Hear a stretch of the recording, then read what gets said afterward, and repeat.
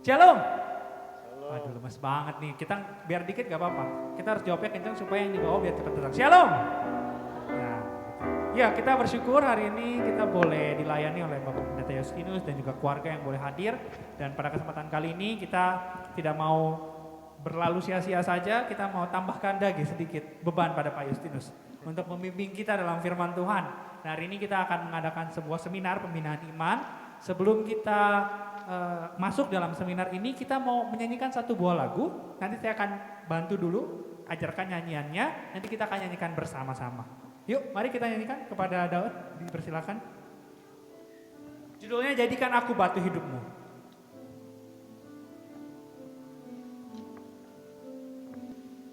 Ku serahkan segenap hati dan seluruh hidupku, segala yang aku miliki untuk Allah Tuhanku yang telah memilihku dan menebus hidupku dengan darah suci Sang Penebus, Yesus Juru Selamatku. Jadikan aku batu hidupmu untuk membangun kerajaanmu, melayani Tuhan dengan setia sekarang dan selamanya. Saya mau nanya Mas Ken, bangkit berdiri. Kita nyanyikan lagu ini dari awal dengan sepenuh hati kita. Ku serahkan segenap hati dan seluruh hidupku, segala yang aku miliki untuk Allah Tuhanku yang telah memilihku dan menebus hidupku dengan darah suci Sang Penebus, Yesus Juru Selamatku. Jadikan aku batu hidupmu untuk membangun kerajaanmu, melayani Tuhan dengan setia sekarang dan selamanya. Sekali lagi, melayani Tuhan dengan setia. Melayani Tuhan dengan setia sekarang dan selamanya. Minta kesediaan Ibu Ketua kita untuk membuka seminar ini dalam doa.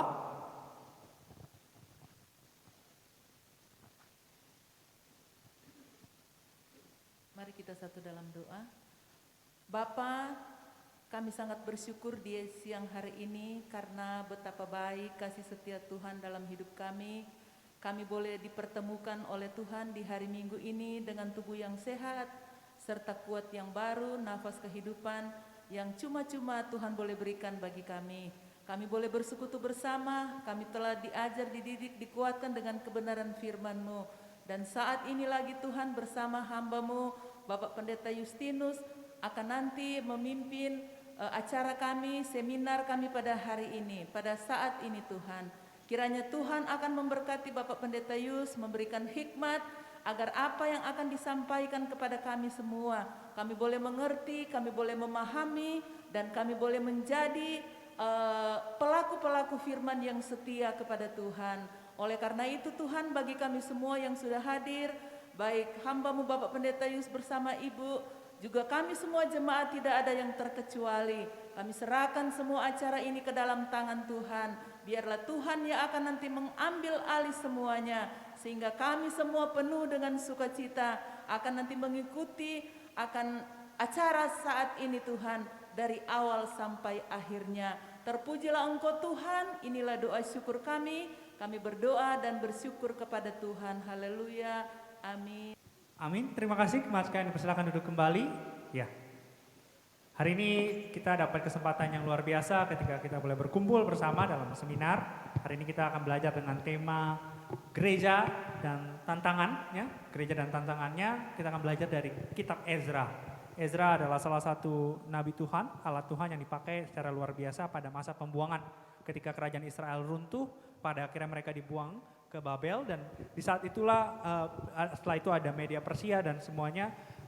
Tuhan tetap melakukan karyanya melalui anak-anaknya yang mau taat seperti Nabi Ezra. Tapi rahasianya seperti apa? Apa yang harus dikerjakan oleh gereja meneladani Nabi Ezra? Itulah yang akan kita pelajari bersama pada hari ini. Dan sebelum kita melangkah lebih jauh, saya mau memperkenalkan dulu dong narasumber kita yang paling keren. Mari kita masuk dalam pengenalan narasumber kita. Ya, kalau namanya semuanya sudah tahu lah ya. Namanya adalah Bapak Pendeta Justinus Sia. Bapak Pendeta Justinus Sia dilahirkan di Gomo, Kabupaten Nias Selatan pada tanggal 9 Mei 1976 sebagai anak pertama dari 6 bersaudara. Beliau menyelesaikan pendidikan teologi, Sekolah Tinggi Teologia Abdi Tuhan Injili STTATI di Anjungan, Kalimantan Barat pada bulan Februari 2003, ini S1 ya. Dan selanjutnya pada September 2015 beliau menyelesaikan Master of Arts bidang kepemimpinan Kristen di STT Jafrai, Jakarta. Dan saat ini sedang menempuh pendidikan sarjana magister teologi di STT Saat, Malang. Dan untuk pengalaman pelayanan beliau telah melayani sangat lama, salah satu bahkan mungkin hamba Tuhan Indonesia pertama yang masih bertahan sampai sekarang. Yang saya tahunya, kalau lihat dari profil di portal G3, Bapak Pendeta Justinus Sia itu paling nomor 1. Ya, jadi beliau melayani sebagai gembala jemaat di G3 wilayah Gunma dari bulan September 2003 sampai Juli 2012. Dan selanjutnya melayani sebagai gembala G3 wilayah Tokyo dari bulan Agustus 2012. Dan sejak 1 September 2019 beliau diteguhkan dan melayani sebagai gembala jemaat G3 Warai. Adapun pada tahun 2005 beliau menikah dengan Ibu Eka Susilawati STH. Beliau di sana, istri terkasih yang selalu setia menemani pelayanan dari Bapak Justinus Sia, dan mereka dikaruniai 2 orang anak perempuan yang begitu cantik jelita. Saya ingat beberapa lama yang lalu, mungkin 2 tahun lalu kita datang ke Warai, mereka masih cilik-cilik. Sekarang sudah jadi remaja yang begitu luar biasa lah. Kita harap mereka bisa dipakai Tuhan. Yang pertama anaknya Kinesia Faumasi Hia, lahir pada Februari 2006, dan Kineta Jaslyn Hia, lahir pada April 2009. Ya, kiranya demikian pengenalan narasumber kita, dan tanpa berlama-lama mari kita berikan kesempatan kepada narasumber kita untuk membagikan firman Tuhan. Dipersilakan kepada Bapak Justinus Sia.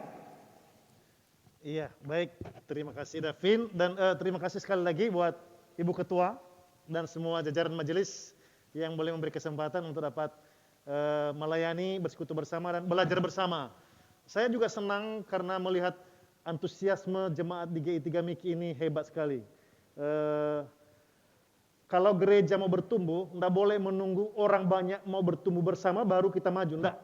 1-2 berjuang, 1-2 komitmen, cukup.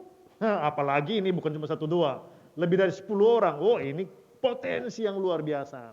Nah, Bapak Ibu, seperti tadi sedikit diperkenalkan profil tentang Ezra, dan nanti kita akan memperdalam bagian ini. Hari ini saya akan mengajak kita melihat bagaimana gereja dan tantangannya. Menurut Bapak Ibu, kira-kira apa sih tantangan gereja yang paling real di zaman ini? Di pandemi atau di zaman post-truth atau post-kebenaran, semua kebenaran dianggap relatif oleh zaman ini. Sekarang kira-kira menurut Bapak Ibu apa sih tantangan yang paling menjadi kesulitan dalam gereja? Ayo, ya ini seminar, ini tidak boleh hanya satu pihak yang berbicara, semua berbicara sama-sama. Menurut Bapak Ibu dan teman-teman, kira-kira apa tantangan yang paling real dihadapi gereja sekarang ini? Ayo, apa ya? Covid ya, betul-betul. Jadi ini bukan hanya masalah gereja, ini masalah dunia. Terima kasih. Tapi kalau khusus gereja, kira-kira apa sih yang jadi tantangan yang begitu sulit untuk dihadapi oleh gereja? Makanya saya memberikan ini, tantang gereja dan tantangannya. Berarti Gereja hidup di tengah-tengah adanya tantangan Bapak Ibu. Jadi kita harus real dulu ini. Bahwa gereja kita, tadi harap khotbah masih ingat, gereja inilah tempat kita diasuh oleh Allah. Gereja adalah ibu kita yang mengasuh kita. Nah, ibu kita ini hidup di tengah-tengah tantangan. Dan kalau melihat sejarah gereja dari kisah para rasul, jemaat membludak banyaknya Bapak Ibu. Baru saja mereka ditinggal oleh sang pemimpin agung yaitu Tuhan Yesus. Lalu para murid dipenuhi Roh Kudus, mereka berkhotbah, wah jumlah yang menjadi percaya membludak. Masih ingat ya Kisah Rasul pasal 2 ya? Semakin banyak orang, wah Kisah Rasul pasal 6 timbul tantangan. Tantangannya apa? Ada kebutuhan untuk melayani orang-orang dalam kebutuhan secara finansial atau secara kebutuhan sosial.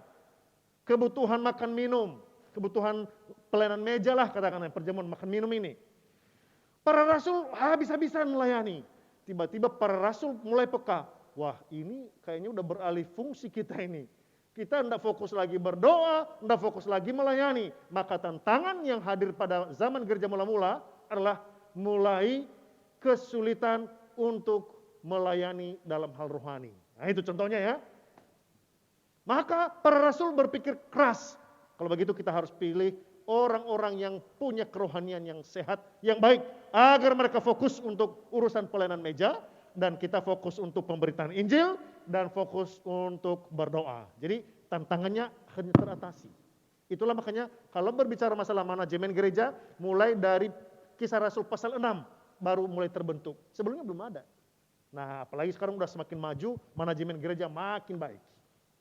Itu contoh ya. Nah, inilah tadi sebenarnya kalau mengapa saya tidak memberikan definisi gereja di awal, karena sulit untuk berdiskusikan kalau di khotbah tadi. Nah, sekarang saya perdalam di sini. Jadi gereja sebenarnya Bapak Ibu, tadi disebut ibu yang mengasuh kita.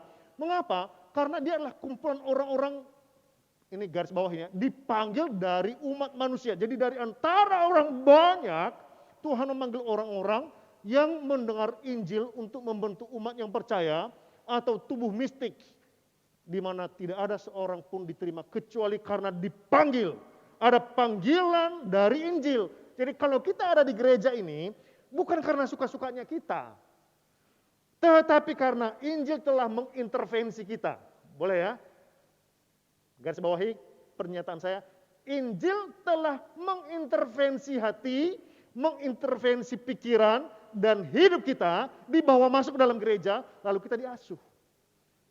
Nah, karena itulah kita boleh menjadi orang-orang panggilan. Jadi ini orang-orang panggilan yang positif. Nah, gereja lokal, seperti ini, gereja lokal lah ini namanya ya. Gereja dimanapun, dimana mereka adalah gereja yang menghormati Tritunggal, menghormati firman Allah, dan sakramen itulah gereja lokal. Adalah rencana penginjilan Allah, Bapak Ibu. Bukan pilihan bebas, ingat. Bukan suka-suka saya kapan saya mau ke gereja lokal. Apalagi sekarang di zaman pandemi ini, gereja dianggap alternatif saja. Toh saya bisa mendengar firman Tuhan dari YouTube, live streaming. Ada beberapa orang yang saya kontak, kenapa anda ke gereja? Ikut gereja Indonesia Pak. Oh ya? Bagaimana? Bisa mengerti? Iya. Tetapi sayang sekali karena dia hanya mengikuti secara ritual ibadah itu, tetapi tanpa mencintai dan boleh membangun gereja itu gitu. Jadi ada banyak orang menjadi orang Kristen sama seperti penonton sebuah pertunjukan, jadi ngefans. Tuhan tidak memanggil kita hanya untuk sampai kepada jadi pengikut atau penggemar seperti ngefans kepada tokoh idola tertentu, enggak. Tapi kita harus menjadi pekerja di sana. Itulah rahasia kemenangan gereja. Jadi ini bukan pilihan bebas ya.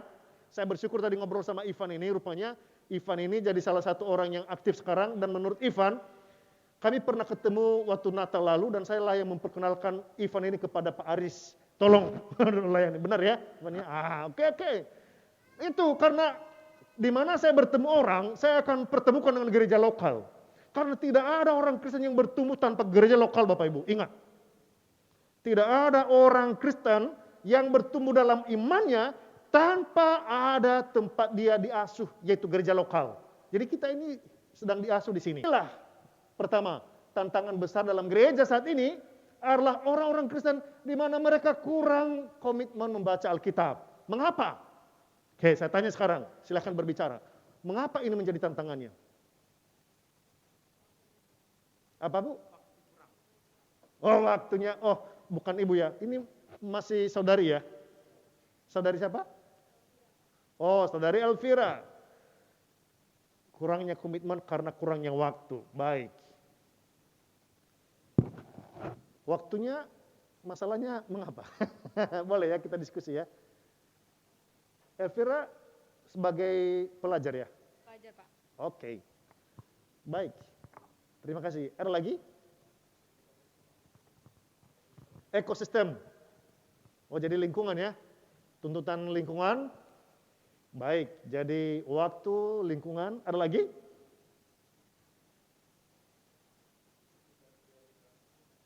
Karena menganggap bukan prioritas. Baik. Terima kasih. Ada yang pernah membaca riwayat hidupnya Hudson Taylor?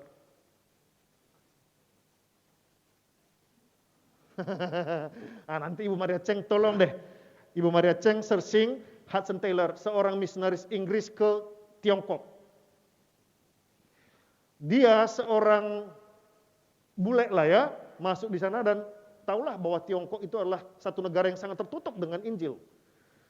Tetapi dia begitu gencar untuk memberitakan Injil sampai-sampai orang-orang yang dekat dengan dia, mereka tahu bahwa kalau tengah malam ada lilin menyala, itu berarti Tuan Taylor sedang baca Alkitab. Karena apa? Hari-harinya dia menginjili, hari-harinya dia menerjemahkan Alkitab dalam bahasa daerah di sana. Dan itulah menurut sejarah gereja sampai sekarang. Sudah 7 generasi keluarga Hudson Taylor terus menginjili sampai hari ini. Karena apa? Ya kalau menurut Elvira, waktu kita yang harus kendalikan. 24 jam, adil kan Allah memberikan ya. Semua 24 jam dikasih. Tinggal sekarang bagaimana kita mengelola waktu. Kalau ekosistem menurut Mas siapa tadi? Mas Daud ya?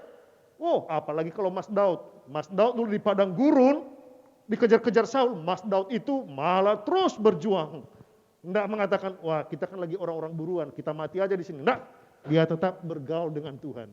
Menjadi raja pun, tetap Mas Daud itu mengutamakan Tuhan. Jadi lingkungan tidak mengendalikannya, melainkan dia menguasai lingkungannya. Itu ya. Jadi ekosistem bisa kita kalahkan sebenarnya. Kalau menurut Pak Iron tadi adalah tidak menjadi prioritas. Ini menjadi masalah yang justru. Dan itu dalam diri kita yang paling besar adalah mengabaikan pembacaan firman. Nanti boleh di-searching lagi. Saya tidak siap namanya. Ada di sini namanya William Ames. William Ames ini adalah seorang Puritan dari Inggris. Dia berkata, kalau mencintai Tuhan, dengarlah dia berkata dan berdoalah dia kepada dia setiap waktu. William Ames ini, wah, kalau kita mencintai Tuhan, kita sering berkata, aku cinta engkau Tuhan, tapi kalau tidak cinta kata-kata Tuhan, omong kosong katanya. Itu. Sama seperti siapa yang lagi pacaran sekarang? Mas Daud ada pacarnya? Entah mau pacaran juga? Oh masih enggak ya? Oh sedang cari. Kalau Elvira sudah punya? Oh udah. Nah sekarang, cuma memang sekarang sulit kita menjelaskan bagaimana mengutamakan tulisan sang kekasih ya. Kalau dulu kan main surat-suratan tuh. Jadi kita lebih enak baca-baca itu ya. Sekarang main SMS itu disingkat-singkat lagi. Kurang menangkap hakikat maksudnya sebenarnya. Jadi susah juga kita bagaimana baca isi pesan pasangan atau calonnya. Susah kita menyatakan kecintaan kita pada kata-kata itu kan ya.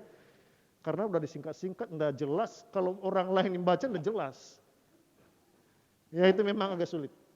Tapi kata William Ames, abad ke-17, kalau engkau cinta Tuhan, maka dengarlah firman-Nya dan berdoalah kepada Dia. Maka inilah persoalan ini bisa kita atasi. Oke ya? Sampai di sini ada yang kurang jelas? Mengapa tadi di atas ini tidak ada? Karena ini masalahnya Bapak Ibu. Tiadanya pertobatan sejati. Pertobatan sejati ini sebenarnya ya dalam Efesus pasal 2 tadi itu sebenarnya menjawab bahwa kita harus berbalik dari hidup yang jahat dan kembali kepada Tuhan Yesus. Ada yang belum mengalami lahir baru di sini? Nah, puji Tuhan. Berarti sudah, kalau diam berarti udah oke semua. Puji Tuhan. Yang terakhir. Ini. Apa ini? Tiadanya penyerahan diri kepada Tuhan. Itulah makanya saya ambil kitab Esra. Bapak, Ibu, dan Saudaraku, kita perlu belajar untuk melewati tahap ini. 2, baru sampai di sini. Ada orang yang sampai langsung loncat di sini, tapi belum ada ini tidak bertahan lama. Hati-hati. Ada orang yang pengen dikenal secara instan, memimpin secara instan sebuah gereja, tapi belum mengalami ini. Oh, rusak nih gereja atau pelayan rusak. Karena belum ada komitmen di sini membaca Alkitab, belum ada pertobatan sejati, langsung loncat di sini. Wah, makanya jangan heran kalau ada hamba Tuhan yang tiba-tiba jadi mualaf. Ada para majelis yang tiba-tiba jadi tidak mau gereja lagi. Karena orang-orang sudah langsung lompat di sini Bapak Ibu. Belum mengalami hal ini di atas. Ya kan ya? Jadi kalau umpamanya ada orang-orang mengalami penyimpangan secara moral ataupun imannya, itu jangan heran. Karena kita harus lewati ini sebenarnya. Jangan langsung lompat di sini. Nah, kalau berbicara penyerahan diri, kalau mau melakukan apapun untuk Tuhan, hatinya ini dulu harus diserahkan. Orang sering sekali dituntut, ayo pelayanan, ayo dukung pekerjaan Tuhan. Tapi belum ada di sini, paling 1-2 kali di sini oke dia melayani Tuhan. Coba ya sekarang saya berbicara. Beri persepuluhan kepada Tuhan. Orang yang belum percaya Tuhan sungguh-sungguh, belum ada pertobatan sejati. Wah lo enak aja gereja minta-minta 10%. Saya capek-capek kerja. Iya kan? Benar enggak? Tapi kalau dia sudah cinta kepada Tuhan, membaca Alkitab dengan sungguh ada pertobatan. Jangankan bilang dorong-dorong 10%. Belum kita dorong, dia bilang, Pak, boleh minta amplop persepuluhannya? Oh, kami cerita. Makanya bersyukur ada Pak Irwan ini sebagai saksi. Jadi bisa dikatakan, saya tidak omong kosong. Atau Yusak juga bolehlah. Jadi saksinya. Kami baru masuk di Oarai, tanya ceritanya waktu rapat DGP di majelis. Seperti Davin atau Ibu Feni. Lai Rombang juga ya. Wah bergumul, situasi orang begitu stagnan. Nah, tetapi sekarang puji Tuhan, Tuhan ubah. Karena apa? Kita mulai dari sini. Sekarang saya coba balik dulu ya, sebelum sampai ke sini tuntas. Apa yang sering didoakan oleh seseorang, termasuk kita-kita ini? Kalau ada persekutuan doa kan lewat Zoom. Ada yang menyampaikan pokok doa? Apa pokok doa yang sering sekali disampaikan? Oke, Ibu Indi kesehatan, apa lagi? Keluarga, Ibu Maria. Ada lagi? Apa saja, apa-apa? Kesehatan, keluarga, pekerjaan. Oke, ada lagi? Masa depan. Biasanya ini kan ya, saya tanya balik. Mengapa 4 ini? Kesehatan, keluarga, pekerjaan, masa depan. Mengapa? Fokus diri sendiri. Ibu Maria Cing apa? Apa tadi? Oh enggak ya? Oh Ibu Winda ya berarti ya? Ibu Winda tadi bilang apa? Bu, mengapa? Mengapa tadi ini yang 4 ini yang sering kita ungkapkan? Mengapa? Kalau ditanya, pokok doamu apa? Kesehatan, pekerjaan, keluarga, masa depan. Untuk kehidupan pribadi. Oke, bisa saya simpulkan bahwa inilah poin-poin penting, betul enggak? Penting. Nah, pernah enggak Bapak Ibu mengatakan, kalau ditanya pokok doa, tolong doakan gereja kami, tolong doakan hamba Tuhan kami, tolong doakan kas gereja kami. Ada pernah? Ada? Prioritas apa?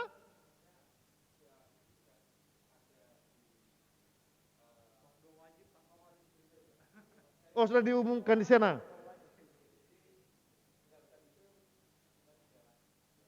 Oke. Itu karena gereja sudah mengadakannya, ya kan? Tapi saya mencoba membalik. Mengapa kita tidak pernah menjadikan itu sebagai, enggak usah dari gereja yang mengadakannya, tapi dari pribadi saya. Kalau ditanya apa pokok doanya, ya tolong doakan pelayanan kami di G3 Warai, supaya jemaat boleh semakin bertumbuh. Contohnya begitu ya. Kalau bapak-bapak, ibu, teman-teman, kalau ditanya, apa pokok doanya? Ya kan berpusat di sini, yang 4 ini tadi kan.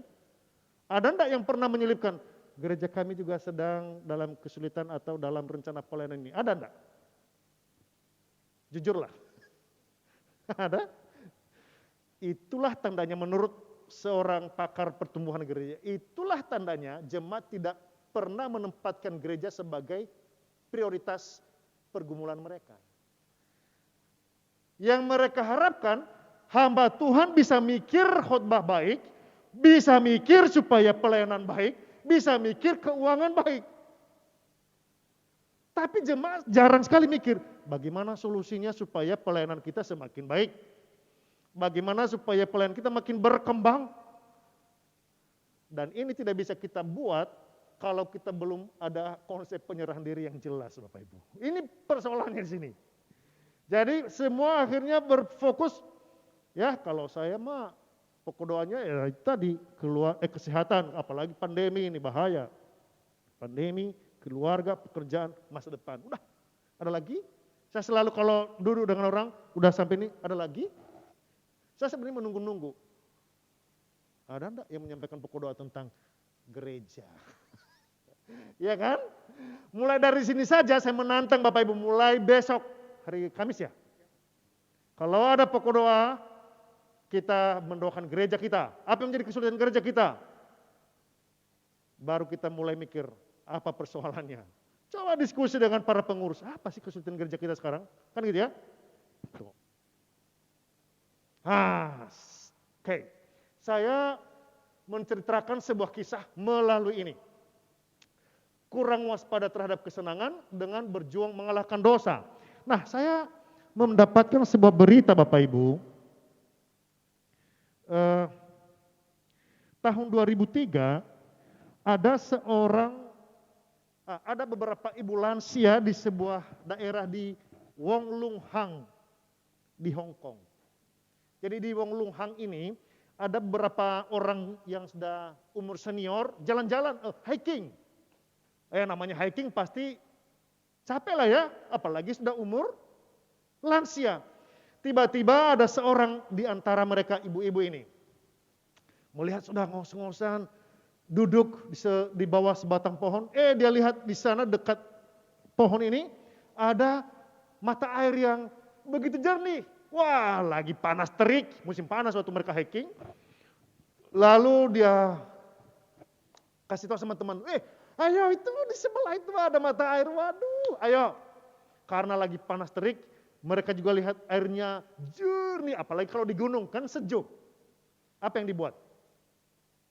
Sang ibu ini menciprat-cipratkan air ke mulutnya, ke wajahnya, bukan ke mulut, maaf, ke wajahnya. Semua juga ikut, wah enak, sejuk. Pulanglah mereka, mulai demam. Lalu dia ke rumah sakit yang ditangani oleh dokter umum. Kata dokter itu, enggak masalah, mungkin ibu kecapean. Pulang dia. 2 minggu, makin naik demam. Menurut Bapak Ibu, tenaga medis lah, kira-kira apa nih masalahnya nih? Ada yang tahu? Saya baca, ternyata Bapak Ibu, lewat minggu yang 2 minggu itu, dia mulai agak sesak nafas. Ternyata, di rumah sakit kedua, dia dia pergi, baru dicek di sana, ada sesuatu benda yang ukurannya sebesar jempol tangan ini. Masuk hampir menutupi lubang hidung sebelah kiri. Dokter bingung, kok bisa-bisanya seperti ini? Ada apa ini? Nah, Bapak Ibu, ternyata di pertemuan antara kerongkongan dengan batang hidungnya ini ada seekor lintah yang udah masuk menempel di situ. Dan itu makin bertambah besar Bapak Ibu. Dan ketika dokter itu cek, perhitungkan, dia katakan mungkin sekitar 2 minggu atau 2 minggu lebih. Lintah ini sudah ada di sini. Dan kalau makin besar tidak ketahuan, dia tutup itu saluran pernafasan. Tahulah ujung-ujungnya kalau udah pernafasan tidak jalan, yaitu mati. Lalu akhirnya teman-temannya para kocar-kacir, woi cek, jangan-jangan kita benar. Cuma mereka tidak sampai di posisi yang mematikan. Tapi akhirnya mereka ditolong. Nah Bapak Ibu Saudara, ini kurang waspada. Memang kalau dalam keadaan butuh, apapun rasanya kita lakukan. Nah ini kisah nyata tahun 2003. Ada linknya, nanti kalau mau baca saya nanti saya kirim ke para pengurus ya. Jadi akhirnya mereka 3 dokter yang menangani ini dan 5 para perawat yang bisa menangani, menolong sang ibu ini. Diselamatkan bisa. Oke ya. Itulah makanya kita perlu waspada. Kalau kita bergereja sudah begini-begini saja, yang penting ibadah hari Minggu pulang selesai. Nanti hari Minggu depan kita catat lagi jadwalnya kegiatan kita apa. Sebagai apa? Pemusik lah atau penyambut jemaat lah atau macam-macam. Kita tunggu aja itu udah.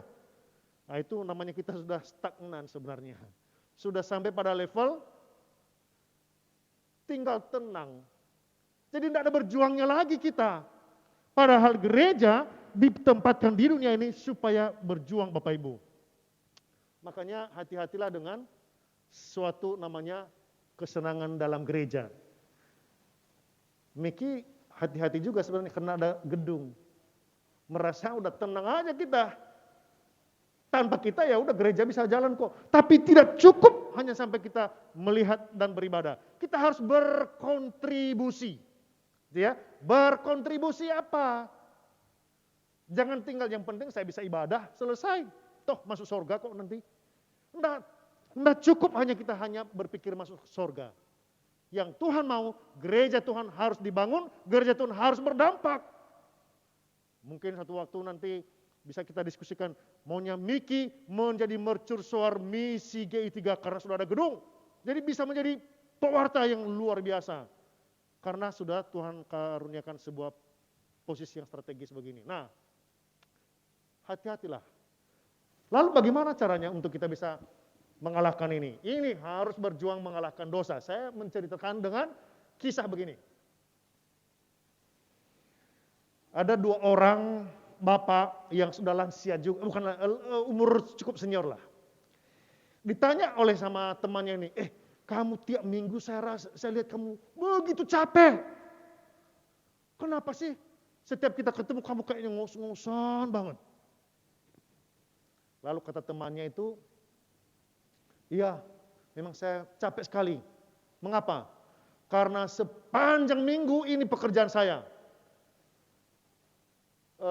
Mengurus 2 ekor elang. Ya. Kedua, mengurus 2 ekor kelinci. Lalu bukan hanya itu, saya juga harus mengatur perjalanan seekor ular di rumah saya.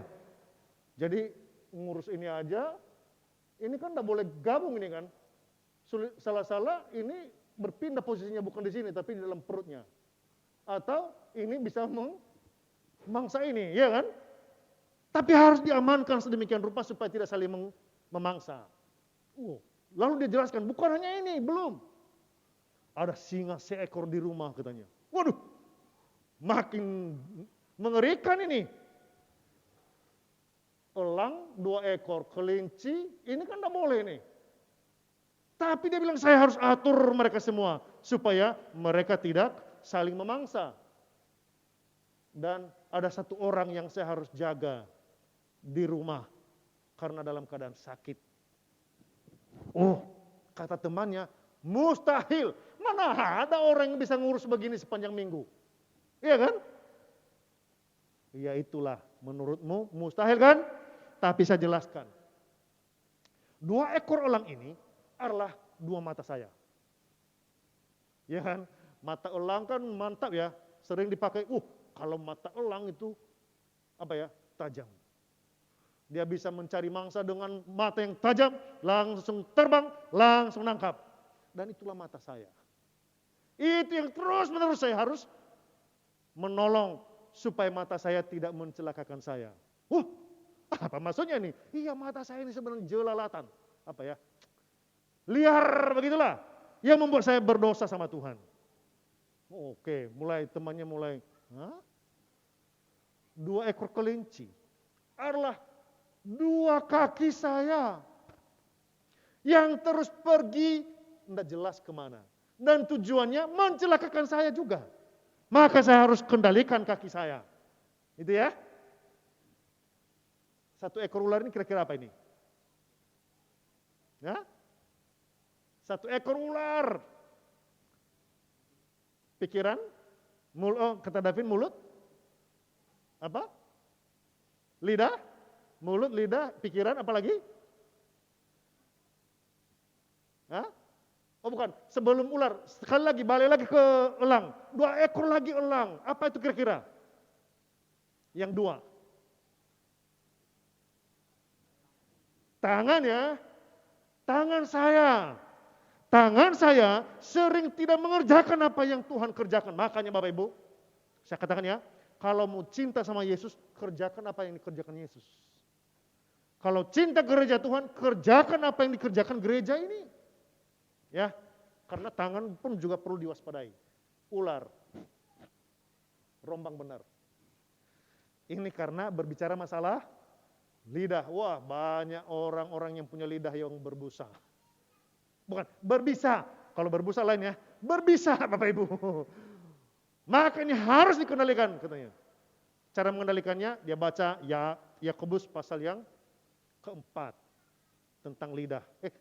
Pasal 3 ya, tentang lidah. Karena lidah itu seperti api yang menghanguskan sebuah hutan, atau lidah juga seperti sekocik sebuah kapal. Ya. Lalu apa kira-kira yang singa ini? Ayo, ada yang pernah jadi singa? Singa ini adalah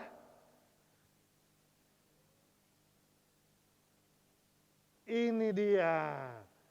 Hati ini susah dijinakkan.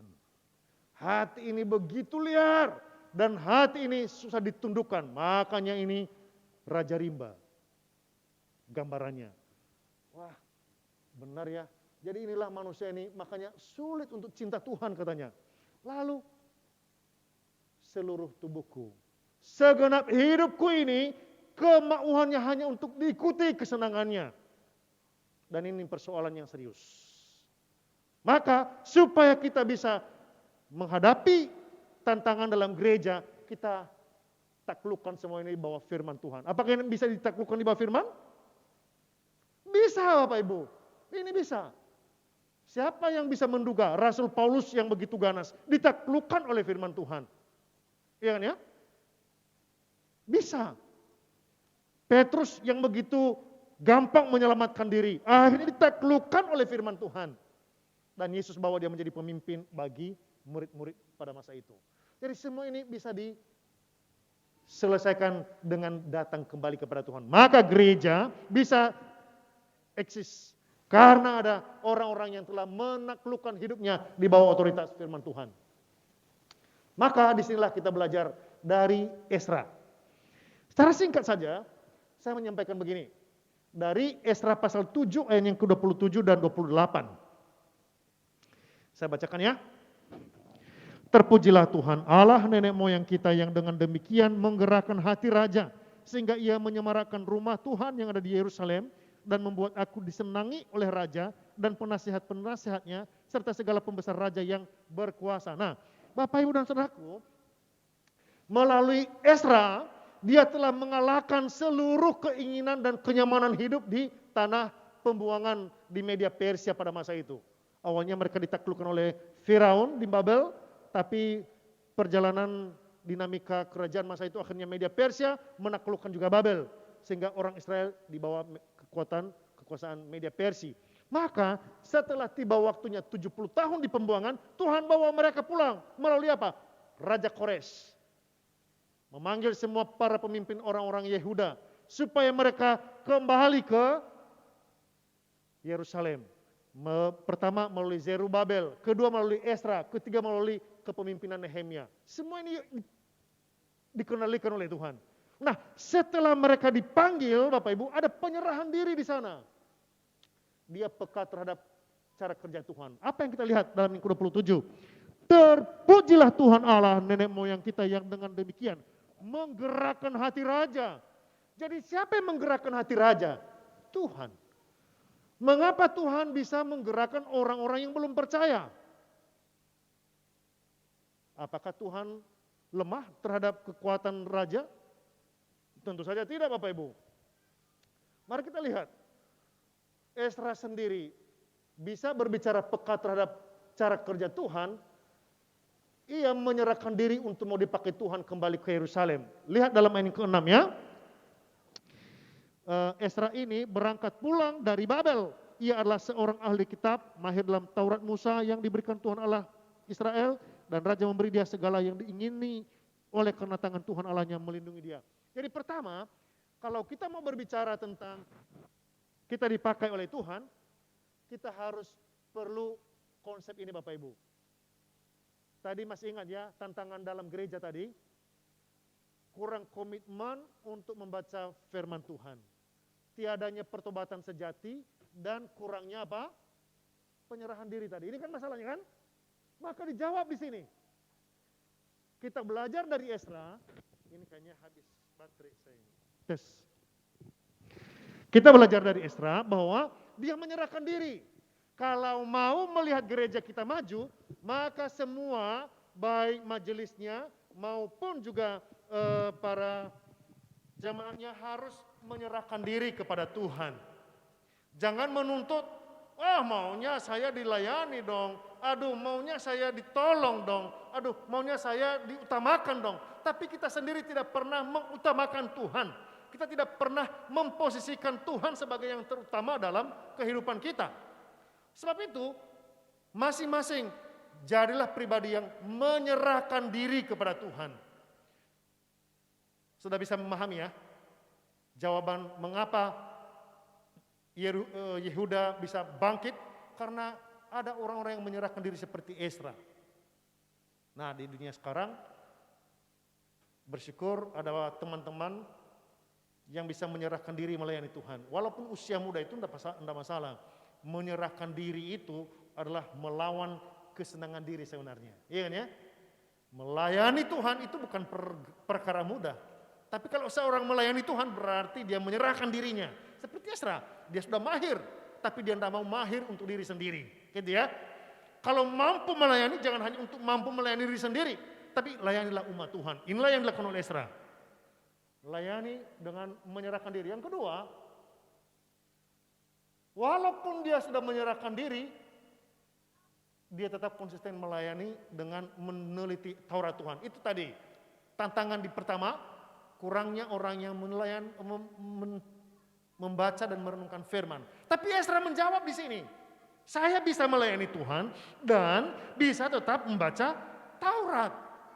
Seberapa banyak para pelayan di gereja yang konsisten membaca Alkitab? Iya kan? Kalau pelayan membaca Alkitab, tidak perlu lagi didorong-dorong. Maunya yang jadi teladan adalah para pelayan. Tidak perlu karena mereka melayani sambil meneliti Taurat. Saya tidak tahu ya. Majelis di G3 Miki berapa orang ya? 8 ya? Wah, itu kekuatan yang hebat. Saya pernah bilang begini, waktu kami baru masuk di Owarai waktu lalu, tolong ya, mohon maaf ya, saya ini bukan mata duitan. Tapi saya berkata begini kepada majelis, saya bilang, jangan Bapak Ibu jadi majelis dan menjadi penghalang jemaat untuk maju. Mengapa? Kalau Bapak Ibu sendiri tidak memberi teladan dalam memberi persepuluhan, jemaat tidak akan maju memberi persepuluhan. Mengapa? Oh, majelis saja tidak memberi, kok ngapain saya maju? Kan gitu kan? Ngapain saya pikir-pikir jemaat pelayanan, orang majelis itu aja santai dan tidak punya beban yang jelas. Kalau kita mencintai pelayanan kita, dompet kita pun harus melayani Tuhan, betul? Jangan bilang, saya mau melayani Tuhan, tapi sekali berbicara dompet, mundur dia pelan-pelan. Kalian. Tapi di Mikisin tidak ada lah ya. Biasanya itu di sana sini. Lah, saya tanya kembali, kira-kira majelis yang hadir di seminar ini hari ini berapa orang? Semua hadir ya? Majelis semua udah konsisten belum memberi persepuluhan di sini?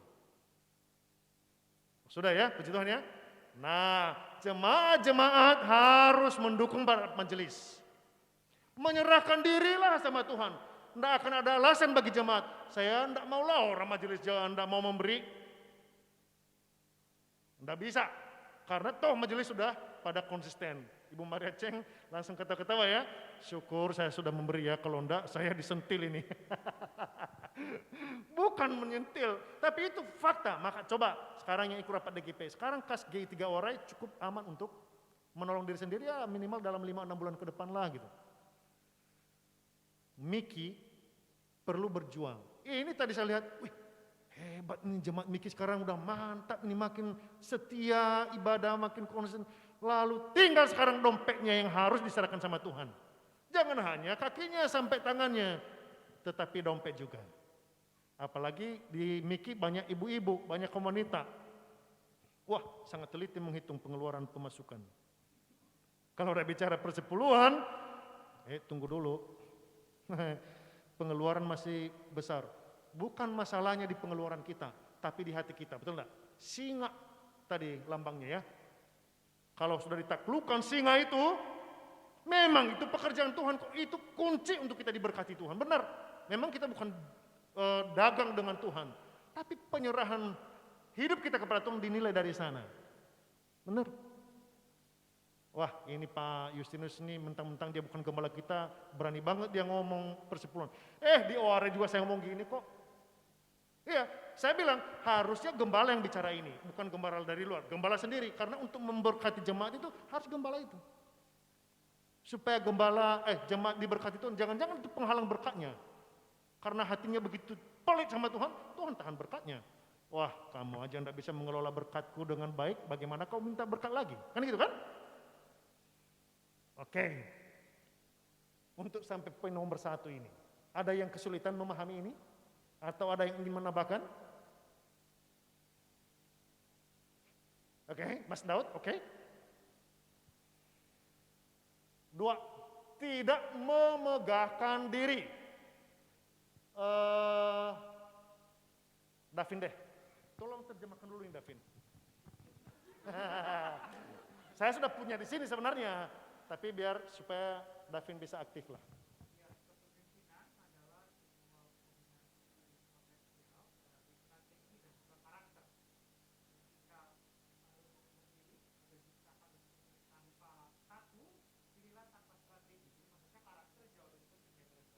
Nah, bisa mengerti?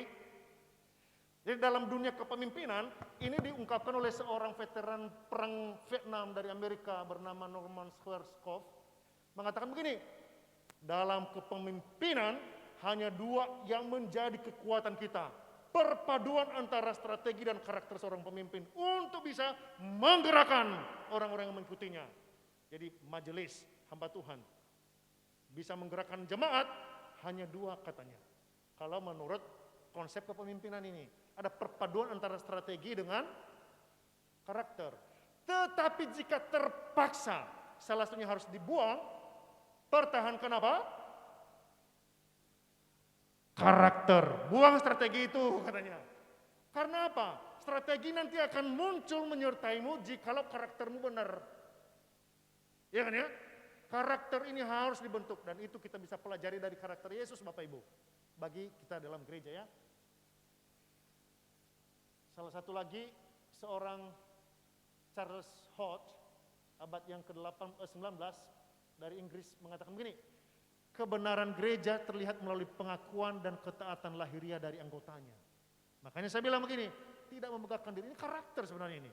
Kejatuhan kita dalam gereja, kejatuhan kita dalam pelayanan kita, sering sekali itu timbul oleh karena karakter kita yang tidak beres. Dan kita memegahkan diri, padahal ini yang bekerja bukan kita. Yang bisa mendorong pelayanan maju bukan manusia, tapi yang punya pelayanan itu sendiri yaitu Tuhan Yesus Bapak Ibu. Makanya Martin Luther Ketika dia hampir mati, dia berkata begini, tolong ya, nanti ketika aku mati, di batu nisanku janganlah tulis seorang reformator gereja. Jangan, karena siapakah saya ini? Saya ini hanya seekor ulat kecil. Padahal prestasinya luar biasa, menggerakkan kehidupan gereja semakin lurus di hadapan Allah. Tapi dia menganggap saya tidak ada apa-apanya, gitu ya. Demikian juga David Livingstone, seorang misionaris dari Inggris ke Afrika. Dia menulis, tolong nanti di batu nisanku tulislah, ini adalah seorang hamba Tuhan yang adalah hanya seekor ulat kecil, katanya. Maka prestasi mereka penginjilan luar biasa, tapi menganggap kami tidak ada apa-apanya. Ya, maka saya kagum dengan orang-orang hebat tetapi merendahkan diri seperti itu. Dan bingung sekali kalau ada orang yang begitu tidak ada apa-apanya tapi menyombongkan diri luar biasa. Nah, Ezra memberi contoh kepada kita di sini, Bapak Ibu. Ya, bahwa dia begitu merendahkan diri. Saya tidak ada apa-apanya. Yang terakhir,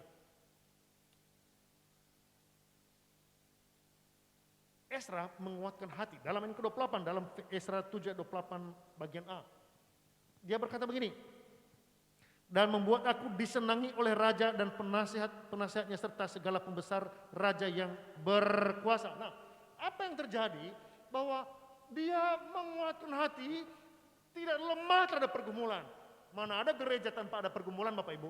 Tadi saya sudah menyampaikan dari kisah para rasul mulai gereja berjalan pelayanannya, pergumulan sudah menyertainya. Pada waktu banyak jemaat ada pergumulan, waktu ada sedikit ada pergumulan. Tapi perhatikan, dalam Ezra pasal 4 ayat yang ketiga, coba kita lihat ya.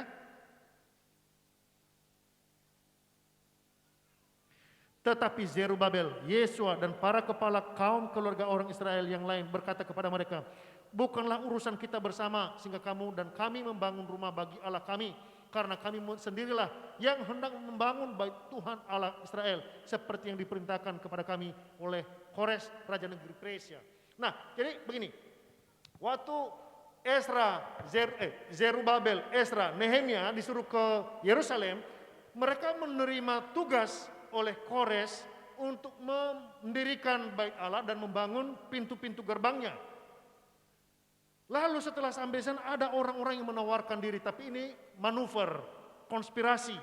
Mereka pura-pura kami membantu. Tapi mereka tahu, bukan, kami tidak setuju Anda terlibat. Kami adalah orang yang ditugaskan oleh Tuhan. Ini punya pekerjaan Tuhan kami tidak bergantung pada orang lain. Jadi menguatkan hati. Akhirnya orang-orang ini mulai bermanuver semakin keras melawan dan mengkhianati mereka. Dalam pasal 4 yang keempat, merasa tersinggung karena tidak diterima apa yang mereka tawarkan, maka mereka marah.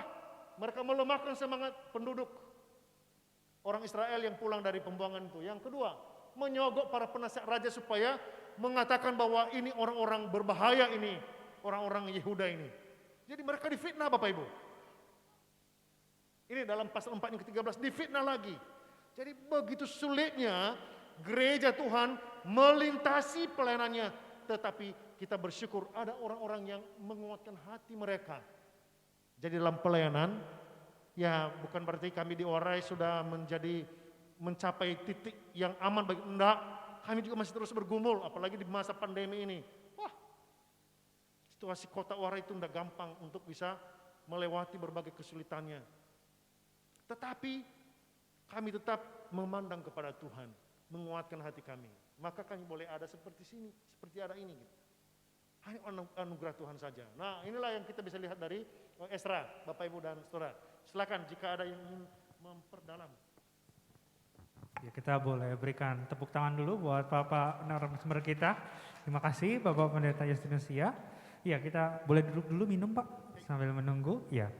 Kita banyak belajar ya hari ini tentang Ezra, tadi dibuka dengan gereja, definisi gereja, tantangannya apa saja yang selama ini juga terus membuat atau mungkin kita alami dalam kehidupan kita sehari-hari, baik sebagai pribadi gereja maupun sebagai komunitas gereja. Dan hari ini kita juga adalah diajar bagaimana meneladani Ezra di dalam pelayanannya. Dan jikalau ada jemaat yang mungkin mengalami pergumulan, ada pertanyaan yang terkait baik oleh pribadi maupun tentang gereja, boleh dipersilakan. Nanti ada mic runner yang akan membantu, siapa saja boleh. Kalau ada yang belum jelas juga atau mau menanyakan tentang Ezra-nya sendiri juga dipersilakan. Apakah ada?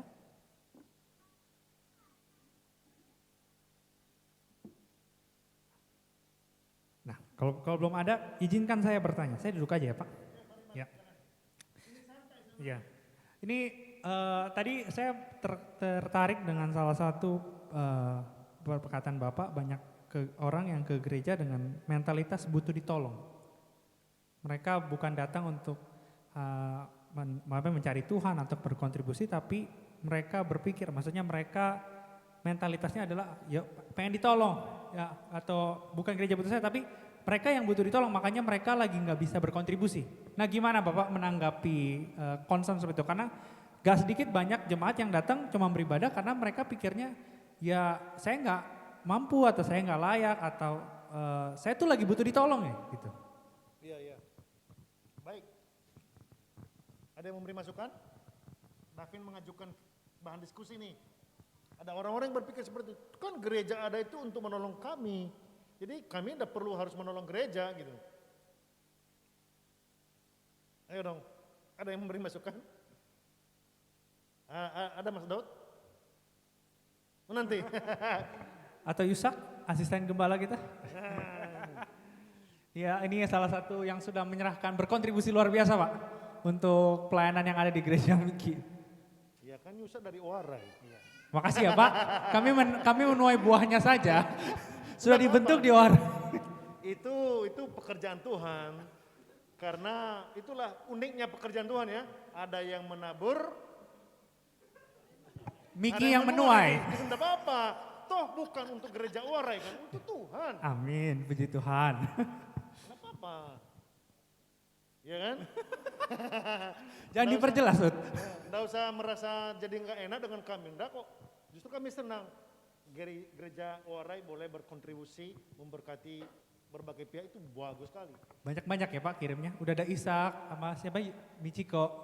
Nah, ya. Nanti kalau ada lagi, boleh. Mohon ya maaf kami belum kirim ke Warai, mohon maaf ya Pak. Nah ini yang saya tunggu-tunggu dari tadi. Belum ada Pak.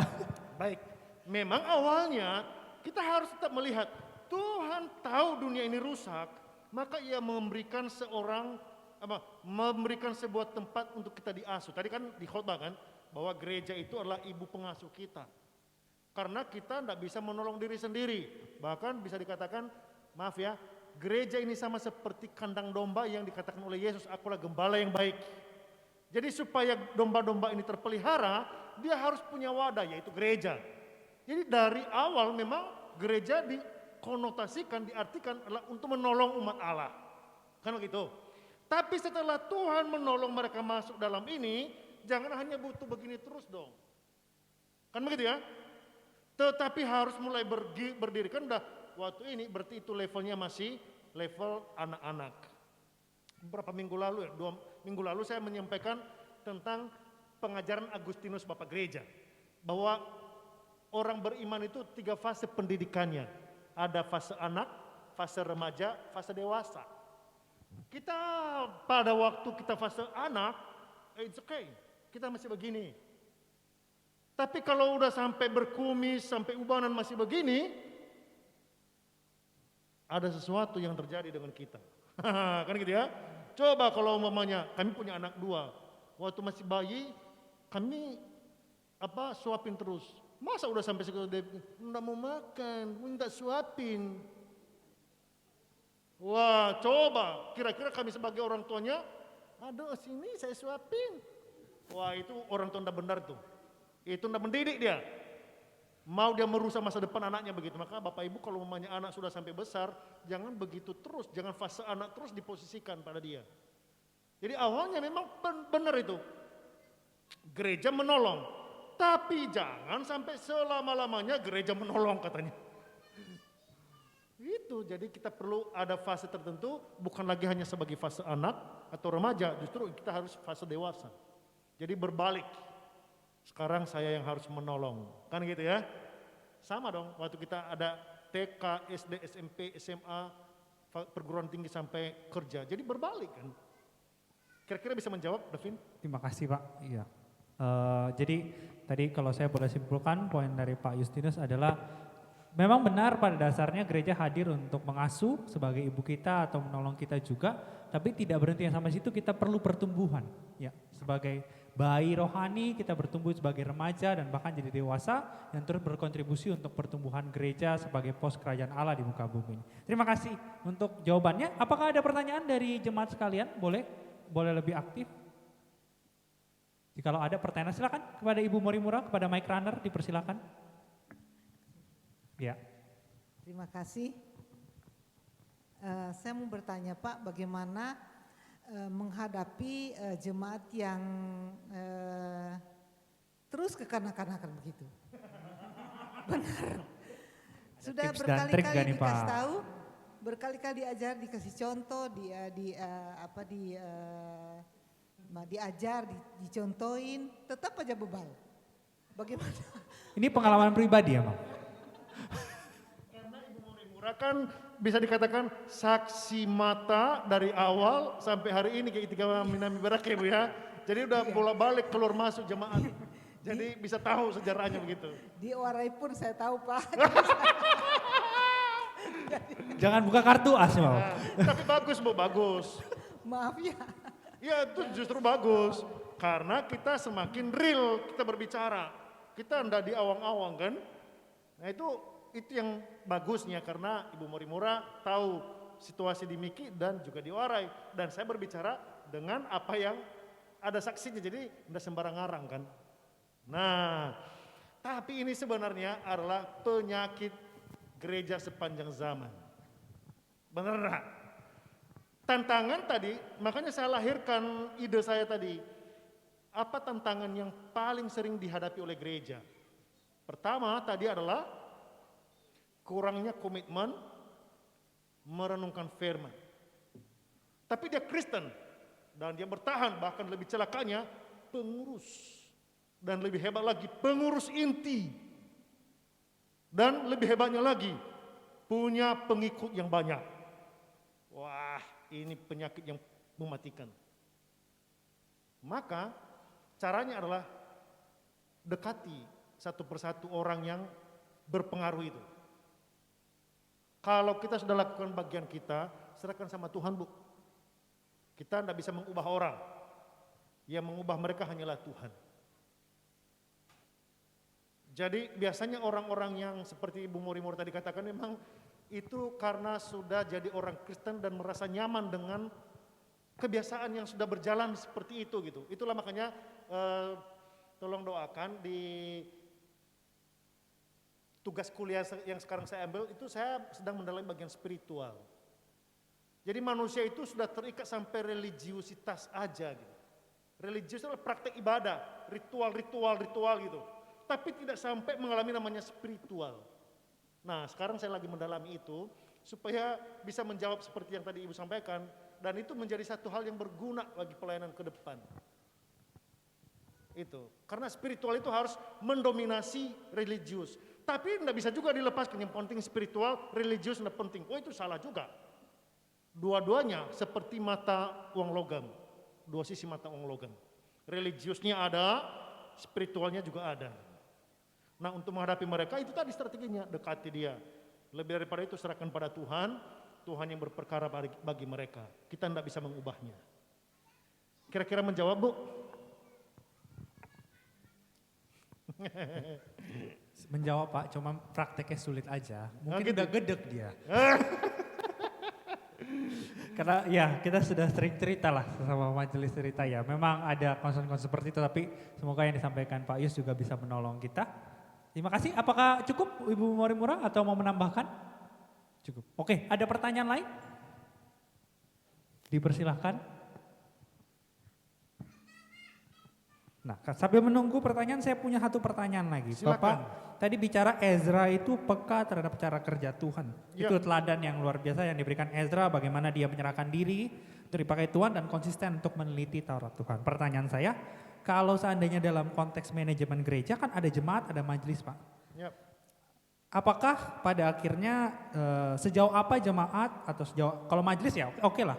itu memikirkan kemajuan gereja. Nah, sejauh apa sih jemaat boleh berkontribusi menurut Bapak dalam supaya Tuhan bisa bekerja? Apakah jemaat cukup pada akhirnya taat sama majelis, atau bagaimana, sejauh apa jemaat bisa berkontribusi dalam peka apa yang Tuhan mau kerjakan bagi gereja Tuhan, gereja lokal misalkan? Oke, yuk memperdalam lebih Ya. tajam lagi itu ya. Iya. Ya, terima kasih. Nah, Bapak Ibu, saya harus jujur ya. Jadi hamba Tuhan pun itu bukan oleh karena ada sesuatu yang power begitu melebihi manusia pada umumnya dalam dirinya. Ya. Jadi hamba Tuhan itu bukan oleh karena dia punya sesuatu yang tidak dimiliki oleh jemaat, tapi dia hampir sama malaikat. Tidak ada itu. Majelis pun juga demikian. Baik majelis maupun hamba Tuhan masih terus bergumul yang mana kehendak Tuhan. Kami terus berjuang, kami terus mencari tahu. Yang penting motivasi dalam memutuskan sesuatu dalam gereja bukan oleh karena aktualisasi diri atau oleh karena motivasi-motivasi pribadi, bukan. Tapi sejauh mana dampak dari keputusan kita mempengaruhi pertumbuhan iman kita bersama. Itu yang pertama. Jadi baik hamba Tuhan maupun majelis begitu. Sekarang jemaat. Kalau jemaat memang ada rasa butuh supaya gereja kita semakin bertumbuh, kita harus berkontribusi minimal. Pertama, kalau gereja mengadakan satu event atau seminar seperti ini, atau adakan PA, ikutlah. Karena Anda perlu muluk-muluk kan? Ikutlah. Yang kedua, berjuanglah. Nggak usah pakai banyak alasan. Aduh saya sibuk, mana ada manusia yang tidak sibuk sekarang. Udah kerja dari rumah, kita pikir dulu udah makin sibuk nih. Wah, kerja dari rumah makin sibuknya luar biasa. Iya kan? Itu yang kedua ya, jadi perlu berkontribusi dalam hal ikutlah kalau ada acara-acara seperti ini. Yang ketiga, kalau melihat ternyata gereja kita kurang pelayan, berkontribusilah melayani di sana. Kalau majelis tadi apalagi hanya 8 orang nih, hitung-hitung jadi majelis ini 1 kali liturgos, 1 bulan dong ya. Dalam 2 bulan lah ya. Kalau ada yang 5 minggu berarti ada yang 2 kali. Dia liturgos, kalau dia lagi singers lagi dia juga. Penyambut jemaat dia juga. Kalau ibu-ibu ini dia masak lagi, masak tiap minggu. 2 minggu sekali Pak katanya. Ya? Mereka bagi 2 minggu sekali shiftnya. Oh, artinya ibu-ibu ini terus kan ya diputar-putar Betul, kan? betul. Saya kadang-kadang bingung. Wah ini sebenarnya capek sekali loh ini. Jadi mereka bukan lagi hanya memikirkan bagaimana masakan nanti malam, besok untuk di rumah, bukan. Padahal ibu-ibu udah mikir begitu karena saya tahu ibu di rumah.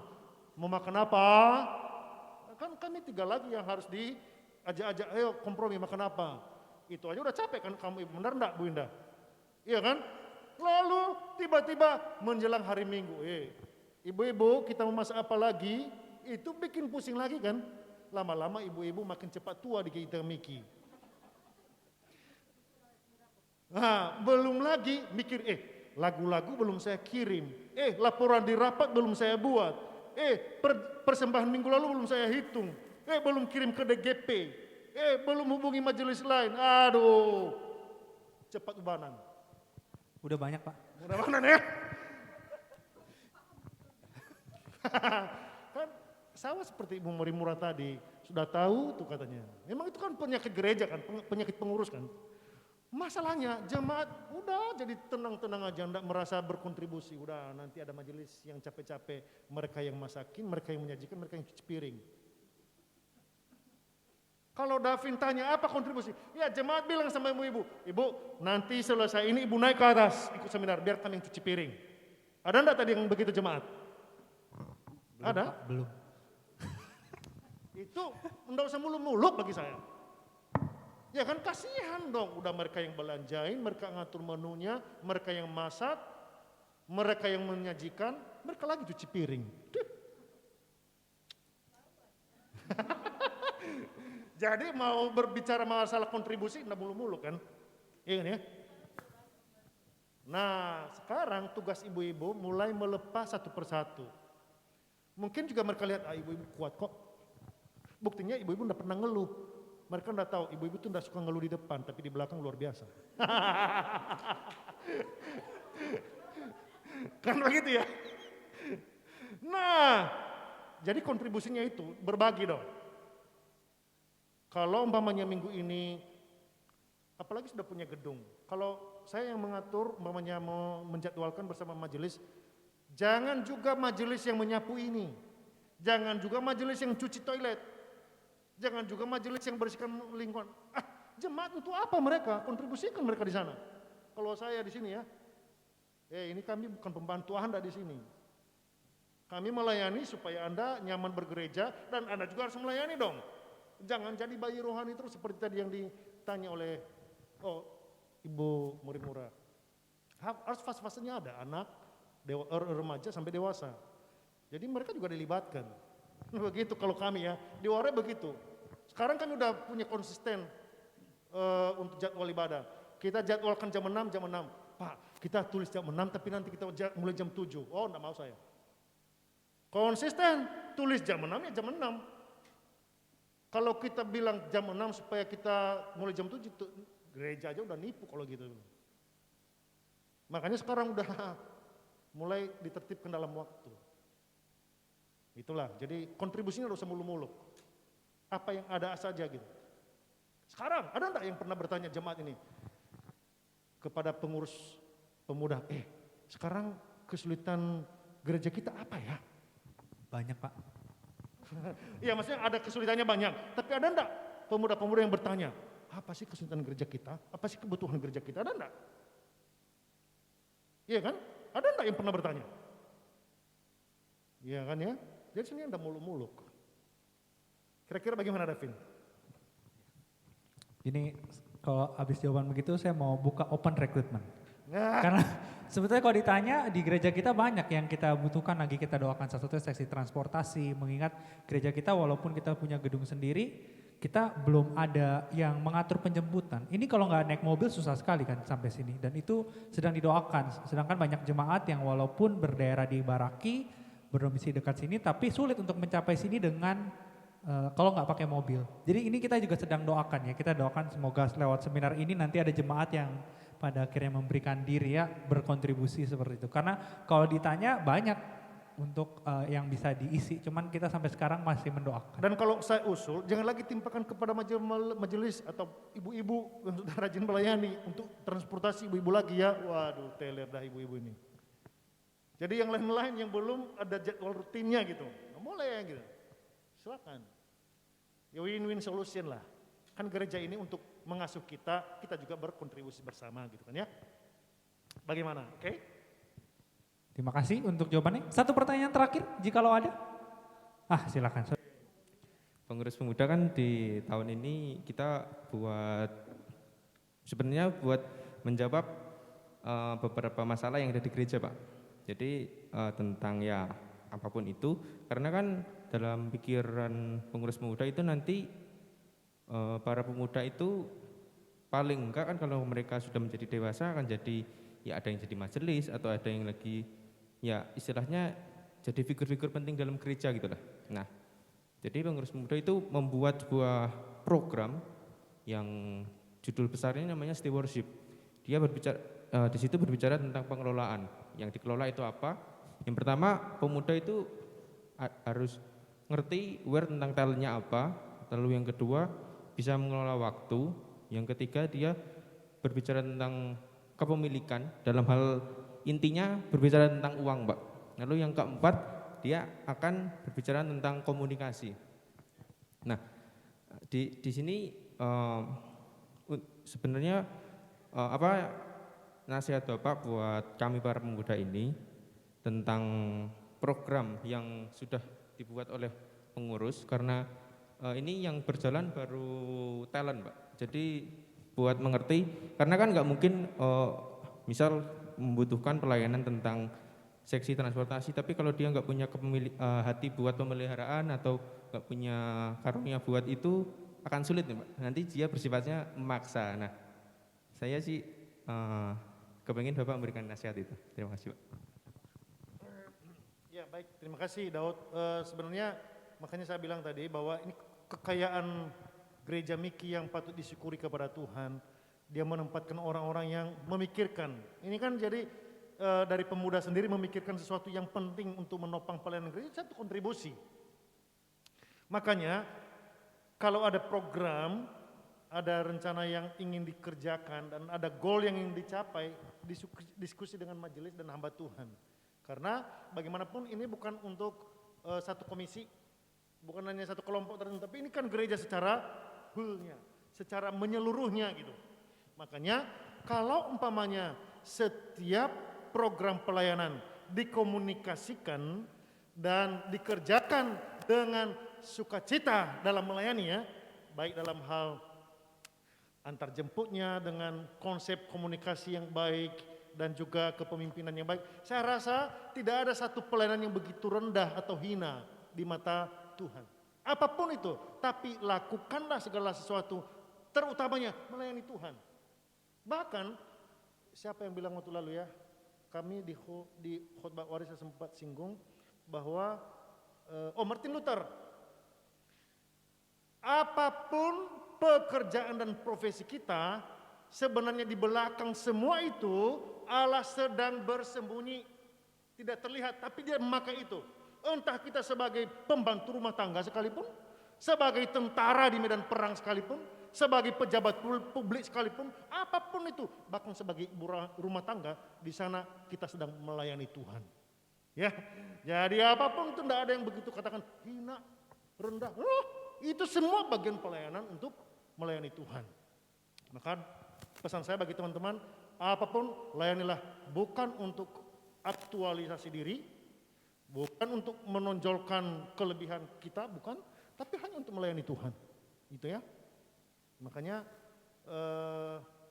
apapun itu rendah hatilah melayani. Dan bukan hanya karena kita bisa, justru ada tantangan. Saya juga dorong, kalau majelis begitu sibuk, dulu kami berlakukan itu di Tokyo, kalau begitu sibuk kami kurangi pelayanannya. Tapi kalau ada hanya satu pelayanan seorang, tambah satu lagi, supaya dia tidak nyaman juga. Jadi dia terus searching, yang mana kekuatan-kekuatan dalam dirinya sambil belajar hal-hal yang baru, kan gitu ya. Dan uji semua pelayanan kita. Apakah benar saya melayani Tuhan atau melayani diri saya? Ujiannya apa? Semua para pengurus ini komitmen untuk tepat waktu. Lagi-lagi ya, waktu ya. Komitmen untuk merenungkan firman Tuhan. Komitmen untuk berkorban untuk pekerjaan Tuhan. Kalau umpamanya sekarang ini berapa orang lah yang ikut seminar ini? Taruhlah umpamanya 15 orang. Kalau masing-masing memberi persepuluhan ini, Minami Baraki harusnya surplus tiap bulan. Tapi kalau akhirnya sampai minus begitu, berarti ada yang udah beres ini. Usut. Waktu itu saya buat seminar buat para majelis, saya masih ingat tuh, saya sebut satu persatu. Bapak sudah memberi persepuluhan. Ibu sudah memberi persepuluhan. Kalau sudah, puji Tuhan. Kalau belum, mengapa? Bapak masih mau bertahan sebagai majelis? Karena kalau tidak memberi contoh bagi jemaat, buat apa gitu loh. Hanya masalah uang saja kita pelit sama Tuhan. Ya kan? Tapi udah keren banget penampilan kita, majelis. Ya kan? Nah itu. Jadi jangan berpikir yang penting saya tampil. Yang penting saya dilihat orang. Tapi masalah dompet itu hak saya. No. Itu loh ya. Kira-kira bisa menjawab? Terima kasih Pak. Ya, terima kasih. Ya kebetulan 2 minggu lalu ya, kalau nggak salah kita sudah sempat membahas tentang bicara kasih setia Tuhan, bagaimana pada akhirnya membalas kasih setia Tuhan lewat perpuluhan persembahan, kita sudah sempat bahas ya 2 minggu lalu, kiranya itu tidak berlalu sia-sia. Ya, saya barusan dapat instruksi dari majelis bahwa masih boleh satu lagi. Apakah ada satu lagi pertanyaan terakhir? Jikalau ada, Bapak satu lagi nggak apa-apa ya Pak? Boleh. Yang penting benar-benar satu lagi. Mohon maaf ya Pak. Saya orangnya begitu, Nah. terus terang. Jadi, apakah ada satu lagi? Ah, silakan, Cimaria. Ini bendahara 2 kita. Oh ini benar-benar orang penting. Silakan. Belajar sama bendahara 1 Pak. Itu kompak berarti ya, tim yang sangat kuat, solid. Amin. Silakan Bu. Bagaimana kalau dari jemaat ada yang menyatakan kerinduan ingin melayani, tetapi selalu datangnya telat, atau merasa saya nggak perlu datang kalau saya nggak ada jadwal melayani. Di-off-kan dulu, jangan diterima dulu. Bagi saya, dia harus konsisten dulu, menunjukkan kesaksiannya dulu. Bagi kami di Warai, kalau orang ada yang mau melayani itu, dia harus bertemu dengan gembala dulu. Jadi ada pembinaan dulu bagi dia. Dan kita tanya konsistensinya di sana. Kita tanya pertobatannya jelas, konsistensinya jelas, kesaksiannya jelas. Kalau dia belum sampai pada itu, tidak mau kami menjadwalkan. Dan kalau seperti Bu Maria kasih tahu tadi, orang yang tidak jelas konsistensinya untuk datang tepat waktu, oh jangan dulu lah. Kita yang pusing nanti. Bukan kita menolak orang mau melayani, tapi kita dorong dia, oh iya baik, tapi tolong untuk bisa lebih berjuang lagi ya. Mungkin ada pergumulan masalah pekerjaan, justru itu harus berjuang. Melayani itu untuk harus berjuang. Jangankan kita, Yesus saja berjuang sampai mati di atas kayu salib kok. Kita baru berjuang 1-2 jam aja kita udah membesar-besarkan kayak berjuang setahun 2 tahun. Yesus 33 tahun berjuang dalam hidupnya, tidak pernah ngeluh dia. Padahal kita mengatakan kami murid Yesus. Nah ini kan. Atau ada tambahan lagi? Ya, melanjutkan dari jawaban Pak Justinus, kan kalau Bapak sudah lebih banyak pengalaman, bagaimana caranya kita bisa menyampaikan itu mungkin dari majelis atau dari gembala juga tanpa menyinggung perasaan si jemaat tersebut. Karena kadang orang gampang tersinggung gitu Pak. Bagaimana kita mau membina, tapi kita juga jangan sampai menjadi membuat dia, aku nggak dipakai kalau aku di sini, aku nggak dikasih melayani gitu kan. Jadi itu malah jadi menjauh Pak, bukan merangkul gitu Pak. Ya memang merangkul. Betul, tapi cinta harus diungkapkan ya kalau gitu ya. Cinta itu perlu diungkapkan. Aku cinta padamu, apa ada pertanyaan? Kan gitu ya kalau orang kita dari Sumatera. Jadi jelas dia. Kalau mau dia mau melayani, oh ya senang puji Tuhan. Ya. Bidang apa pelayanannya maunya? Mau jadi ini, oh ya. Kami sih aku senang sih. Mulai kapan? Boleh bertemu dengan gembala dulu. Jadi kita nggak langsung, kamu nggak bisa konsisten datang, nggak bisa melayani sekarang, nggak bisa juga memang. Itu memang langsung tembak di tempat namanya, mati di tempat dia, langsung kabur dia. Tapi kalau dia menyampaikan ke Mawar, oh iya, dengan senang hati, wah terima kasih ya. Mulai kapan? Jadi komunikasinya sampai di level itu, tapi nanti jangan kalau umpamanya terus berulang-ulang begitu terus juga komunikasi kita. Manis-manis itu nggak bisa juga. Itu tadi yang saya bilang, pengalaman kami kalau di Warai, kalau ada orang mau melayani, kami bertemu dulu dengan gembala. Kita buat dasar-dasar pelayanannya, kita tanya pertobatannya, kita tanya penyerahan dirinya, dan konsistensinya. Kalau nggak sampai ke sana, wah jangan paksa. Itu sih. Nah gimana Pak Maria? Baik, terima kasih Pak. Terima kasih. Kita sekali lagi berikan tepuk tangan buat Pak Justinus dong. Iya, terima kasih Pak Yus. Tadi kita udah banyak belajar ya. Saya melihat tantangan yang ada, mulai darinya kurangnya komitmen, tiada pertobatan sejati dan tidak ada penyerahan diri kepada Tuhan. Di situ kita belajar bagaimana salah satu perkataan dari William Ames berkata kalau kita mencintai Tuhan, mendengar Dia berkata ataupun berdoa setiap waktu itu adalah sesuatu yang sudah sangat lumrah. Dan di sini salah satu kecintaan atau kerinduan Tuhan sebetulnya adalah bagaimana kita boleh bergabung dalam gereja lokal dan tidak hanya itu kita peka apa yang Tuhan mau lakukan di gereja lokal itu, bagaimana kita tidak memegahkan diri tapi kita juga mau berkontribusi penuh, menguatkan hati kita lewat tantangan yang ada supaya pada akhirnya pekerjaan Tuhan di setiap rumah Tuhan yang ada di gereja lokal di mana kita ditempatkan boleh semakin bertumbuh dan berkembang. Sekali lagi terima kasih Pak Justinus atas firman Tuhan yang dibagikan. Kalau seandainya masih ada pertanyaan setelah ini boleh langsung hubungi Pak Justinus di nomor, nggak ada ya. Tanya Pak Justinus langsung ya. Nanti kalau seandainya butuh Pak Justinus siap dikontak kan ya Pak? Iya. Oh iya, ada gembala. Maksudnya tapi kalau mau tanya-tanya boleh lah. Tapi kalau mau yang lebih dalam bisa sama gembala kita juga, ada di nomor nanti ya. Ya. Terima kasih, kita akan menutup seminar kita hari ini, tapi sebelumnya mungkin kita angkat pujian lagi yang tadi ya, jadikan aku batu hidupmu.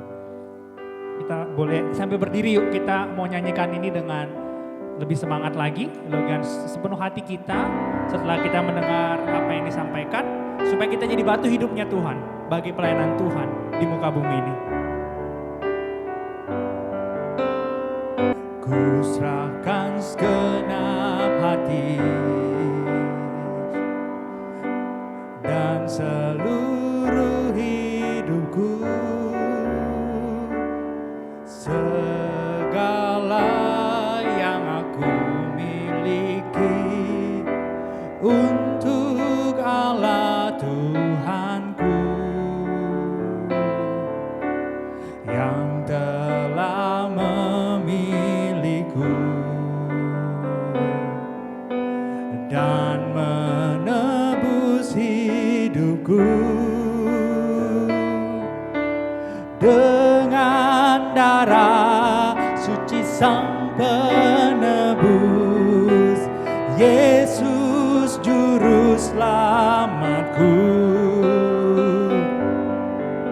Jadikan aku batu hidupmu untuk membangun kerajaanmu, melayani Tuhan dengan setia sekarang dan selamanya. Minta kesediaan Pak Justinus untuk menutup seminar kita dalam doa. Bapak terima kasih Tuhan boleh pimpin persekutuan kami bersama dengan jemaatmu di G3 wilayah Minami Ibaraki.